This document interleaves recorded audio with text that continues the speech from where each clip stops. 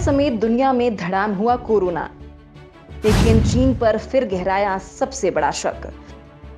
महामारी से पहले ही खरीद ली थी दोगुना टेस्ट किट। दोस्तों, कोरोना को लेकर हर दिन कोई ना कोई बड़ी खबर सामने आ रही है। अब भारत के लिए बड़ी खबर यह है कि कोरोना यहां दम तोड़ रहा है। एक बार फिर कोरोना संक्रमण के 22,000 नए मामले दर्ज किए गए हैं, जिसके बाद अब वायरस के एक्टिव मरीज कुल मामलों का केवल 0.72% ही रह गए हैं।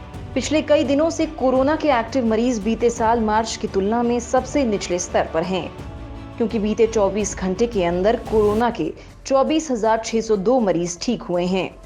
तो दोस्तों, बीते एक दिन में कोरोना के कुल मामलों में से 12,616 केस अकेले केरल के हैं।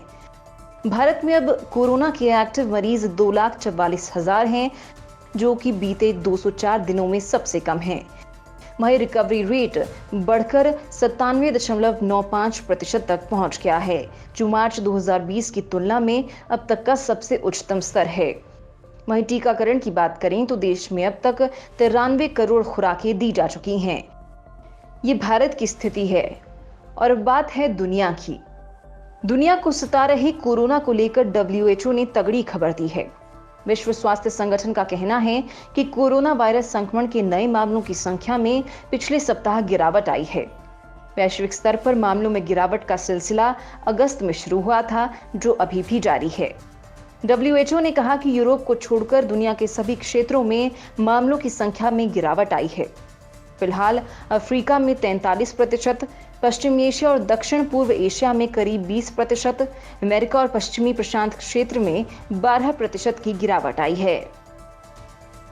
महामारी से मौत के मामलों में सबसे ज्यादा गिरावट अफ्रीका में देखी गई, जहां संख्या में करीब 1/4 की कमी आई है। तो दोस्तों, इस दौरान WHO ने कहा कि करीब 1/3 अफ्रीकी देश सितंबर के अंत तक अपनी कम से कम 10% आबादी का कोरोना वैक्सीनेशन करने में सफल रहे। चीन की ही देन है कोरोना वायरस। पहली बार सामने आया ये बड़ा खुलासा।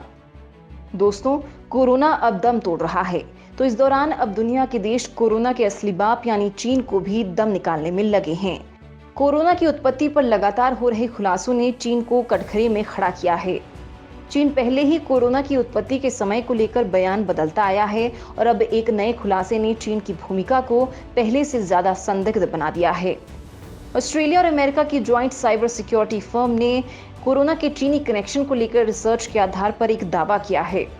दावे के मुताबिक चीन ने कोरोना का पहला केस आने की जो तारीख बताई, उससे 1 महीने पहले वहां के एक प्रांत में कोरोना टेस्टिंग उपकरणों की बड़ी तादाद में खरीद की गई। रिपोर्ट के मुताबिक चीन के हुबेई प्रांत में साल 2019 में ही PCR यानी polymer chain reaction test kit की डिमांड अचानक बढ़ गई। 2019 में हुबेई प्रांत में इस टेस्ट पर $10.5 मिलियन खर्च किए गए, जो 2018 में हुई टेस्टिंग से 2 गुने थे। इसे हम RT-PCR टेस्ट के नाम से भी जानते हैं। आपको बता दें कि RT-PCR टेस्ट को कोरोना संक्रमण की जांच के लिए सबसे सटीक जांच माना जाता है।